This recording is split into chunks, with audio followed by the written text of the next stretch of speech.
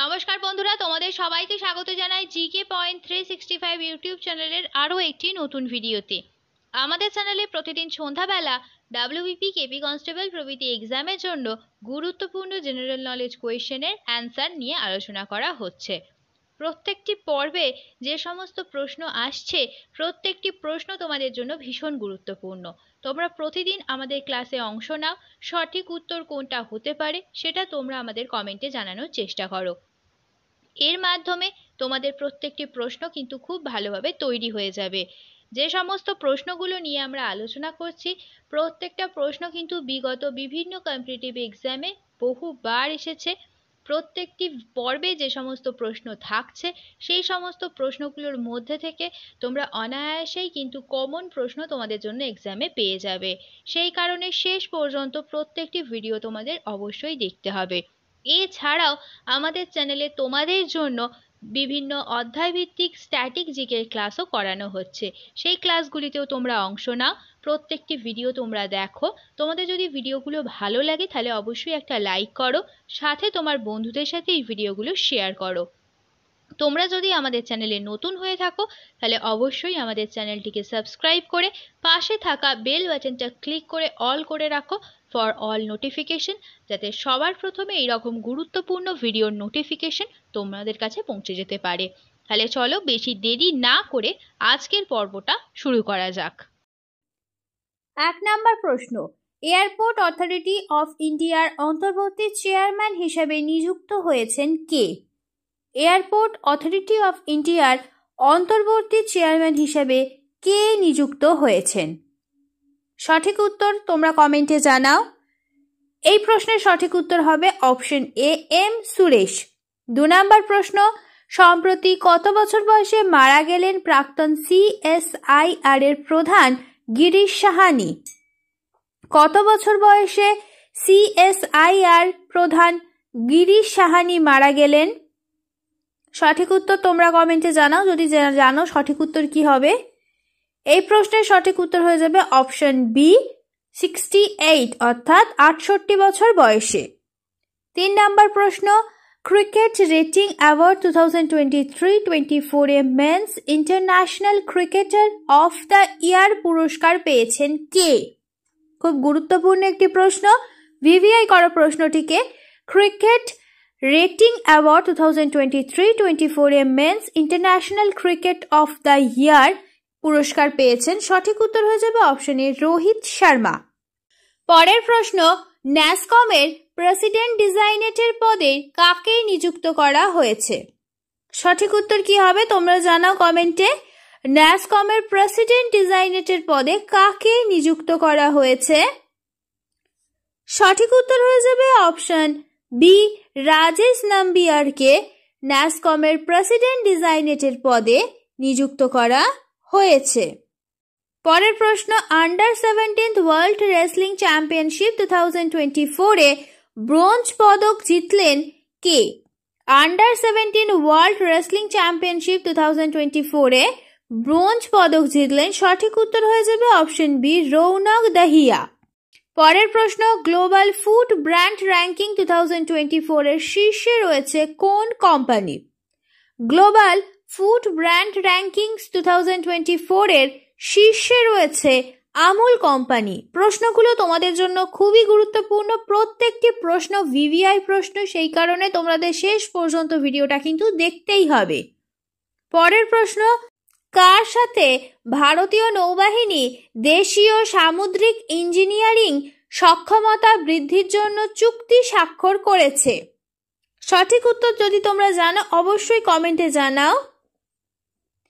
সঠিক উত্তর হয়ে যাবে অপশন ডি, BEML লিমিটেডের সাথে ভারতের নৌবাহিনী দেশীয় সামুদ্রিক ইঞ্জিনিয়ারিং সক্ষমতা বৃদ্ধির জন্য চুক্তি স্বাক্ষর করেছে। পরের প্রশ্ন দেখি, জাতীয় মহাকাশ দিবস পালন করা হয় কবে? জাতীয় মহাকাশ দিবস এটি কবে পালন করা হয়? সঠিক উত্তর তোমরা কমেন্টে জানাও। ভিভিআই প্রশ্ন, তোমরা প্রত্যেকেই প্রশ্ন চলাকালীন সঠিক উত্তর কমেন্টে জানানোর চেষ্টা করো। এর মাধ্যমে তোমাদের খুব ভালো এই প্রশ্নগুলো তৈরি হয়ে যাবে। প্রত্যেকটি প্রশ্ন কিন্তু ভিভিআই প্রশ্ন, খুব গুরুত্বপূর্ণ প্রশ্ন। এই সমস্ত প্রশ্নের মধ্য থেকেই কিন্তু তোমরা কমন প্রশ্ন তোমাদের এর জন্য এক্সামে পেয়ে যাবে। সেই কারণে শেষ পর্যন্ত তোমাদের ভিডিওটা অবশ্যই দেখতে হবে। জাতীয় মহাকাশ দিবস পালন করা হয়, অপশন এ হবে সঠিক উত্তর 23শে আগস্ট। এবছরের থিম হলো touching lives while touching the moon, India space Saga. প্রত্যেকটি প্রশ্ন দেখো খুবই গুরুত্বপূর্ণ তোমাদের জন্য। চলো তাহলে পরবর্তী প্রশ্ন দেখি। Woman singles title of Cincinnati Open 2024 জিতেছেন কে? Woman single of Cincinnati Open 2024 জিতলেন কে? সঠিক উত্তর কি হবে তোমরা কমেন্টে জানাও। সঠিক উত্তর হয়ে যাবে option A, Aryna Sabalenka woman singles title of Cincinnati Open 2024 জিতেছেন। পরের প্রশ্ন দেখি। একই রকম men singles title of Cincinnati Open 2024 কে জিতেছেন? এটিও খুব গুরুত্বপূর্ণ একটি প্রশ্ন। সঠিক উত্তর কি হবে তোমরা কমেন্টে জানাও। সঠিক উত্তর হয়ে যাবে option B, Jannik Sinner men singles title of Cincinnati Open 2024 জিতেছেন। পরের প্রশ্ন দেখি। নাগাসাকি দিবস কবে পালন করা হয়? নাগাসাকি দিবস এটি কবে পালন করা হয়? সঠিক উত্তর হয়ে যাবে অপশন সি, 9ই আগস্ট হলো নাগাসাকি দিবস। একই রকম ভাবে 6ই আগস্ট হচ্ছে হিরোশিমা দিবস। এই দুটি তারিখ কিন্তু তোমাদের জন্য গুরুত্বপূর্ণ। তো এই নাগাসাকি আর হিরোশিমা এই দুটিকে কেন আমরা মনে রাখবো? এই দুটি দিন কিসের জন্য গুরুত্বপূর্ণ? মার্কিন যুক্তরাষ্ট্রে 1945 সালে 6ই আগস্ট সকালে জাপানের হিরোশিমা শহরে লিটল বয় এবং 9ই আগস্ট নাগাসাকি শহরে ফ্যাটম্যান নামের দুটো পরমাণু বোমা নিক্ষেপ করে হয়েছিল, যেটা সারা বিশ্বকে হতবাক করে দিয়েছিল। এই পরমাণু বোমা যে নিক্ষেপ করা হয়েছিল, এই জন্যই কিন্তু এই দুটির নাম নাগাসাকি এবং হিরোশিমা, এই দুটি খুবই গুরুত্বপূর্ণ। এই তথ্যটা তোমরা সাথে সাথে নোট ডাউন করে নাও। পরের প্রশ্ন দেখি। রিঙ্ক কোন খেলার স্থানকে বলা হয়? প্রত্যেকটি খেলার স্থানের কিন্তু একটা আলাদা আলাদা নাম থাকে। তো রিং এটি কোন খেলার স্থানকে বলা হয় তোমাদের বলতে হবে। সঠিক উত্তর যদি তোমরা জানাও তাহলে অবশ্যই আমাদের কমেন্টে তোমরা জানাও। সঠিক উত্তর হয়ে যাবে অপশন বি, আইস হকি খেলার স্থানকে বলে রিং। এবার আমরা কিছু গুরুত্বপূর্ণ ক্রীড়া ক্ষেত্রের নাম দেখে নিই। ব্যাডমিন্টন খেলার স্থানকে বলে কোর্ট, ক্রিকেট খেলার স্থানকে বলে পিচ, বেসবল খেলার স্থানকে বলা হয় ডায়মন্ড, গলফ খেলার স্থানকে বলা হয় কোর্স, স্কেটিং আর আইস হকি খেলার স্থানকে বলা হয় রিং। পরের প্রশ্ন। সর্বশিক্ষা অভিযান কোন বয়সী ছেলে মেয়েদের জন্য চালু করা হয়েছে? সর্বশিক্ষা অভিযান এটি কোন বয়সের ছেলেদের জন্য চালু করা হয়েছে? ছেলে মেয়েদের জন্য। সঠিক উত্তর হয়ে যাবে 6 থেকে 14 বছর বয়স পর্যন্ত ছেলে মেয়েদের জন্য সর্বশিক্ষা অভিযান চালু করা হয়েছে।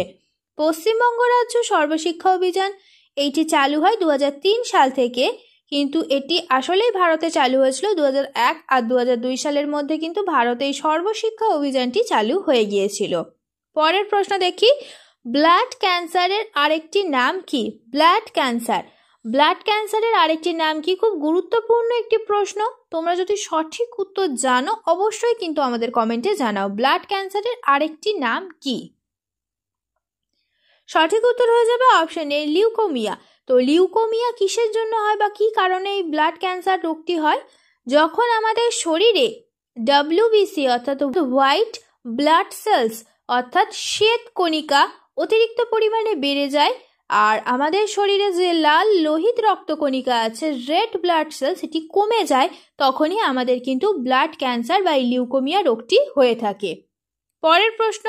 কোন গুপ্ত শাসক হুন আক্রমণকে প্রতিহত করেছিলেন? ভিভিআই একটি প্রশ্ন। কোন গুপ্ত শাসক হুন আক্রমণকে প্রতিহত করেছিলেন? সঠিক উত্তর জানো কি হবে কমেন্টে তোমরা। সঠিক উত্তর হয়ে যাবে অপশন সি, স্কন্দগুপ্ত। স্কন্দগুপ্ত ছিলেন উত্তর ভারতের গুপ্ত সম্রাট, আর তিনি প্রথম হুন আক্রমণকে প্রতিহত করেছিলেন। তো স্কন্দগুপ্তের একটি উপাধি ছিল যেটি খুবই জনপ্রিয়, সেটি হচ্ছে ভারতের মুক্তিদাতা। এটা তোমরা মনে রাখবে। পরের প্রশ্ন দেখি। কোন ধাতু দ্বারা লোহার গ্যালভানাইজেশন করা হয়? কোন ধাতু দ্বারা লোহার গ্যালভানাইজেশন হয়? সঠিক উত্তর যদি তোমরা জানো তাহলে অবশ্যই আমাদের কমেন্টে জানাও। সঠিক উত্তর হবে অপশন সি, দস্তা দ্বারা লোহার গ্যালভানাইজেশন করা হয়। পরের প্রশ্ন, 1857 সালে বিদ্রোহের সময় লখনৌয়ের শাসক কে ছিলেন? 1857 সালে যখন বিদ্রোহ হয়েছিল তখন লখনৌয়ের শাসকের নাম কি ছিল? তোমরা প্রত্যেকে সঠিক উত্তর কি হতে পারে সেটা আমাদের কমেন্টে জানানোর চেষ্টা করো এবং আমাদের প্রশ্নের উত্তরের সাথে তোমরা মিলিয়ে দেখে নাও যে তোমাদের উত্তরগুলো ঠিক হচ্ছে কিনা। তোমাদের যদি ভিডিওটা ভালো লাগে তাহলে অবশ্যই একটা লাইক করো, সাথে তোমার বন্ধুদের সাথে ভিডিওটা শেয়ার করো।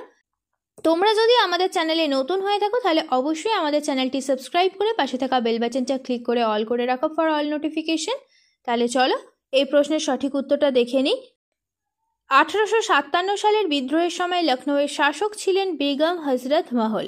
1857 সালে যখন বিদ্রোহ হয়েছিল সেই সময় বেগম হজরত মহল এবং তার উপদেষ্টা বিরজিস কাদির আহমদ উল্লাহ লখনৌয়ের নেতা ছিলেন।